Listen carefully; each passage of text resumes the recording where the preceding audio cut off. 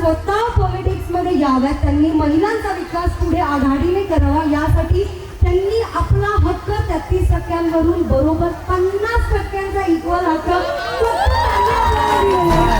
रे आव्या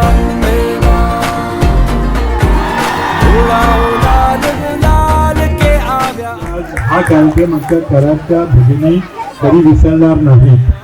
इतका हा प्रचंड उत्साहात कार्यक्रम झाला. पुन्हा एकदा नवरात्रीच्या निमित्ताने मी तुम्हा सगळ्यांना मनपूर्वक शुभेच्छा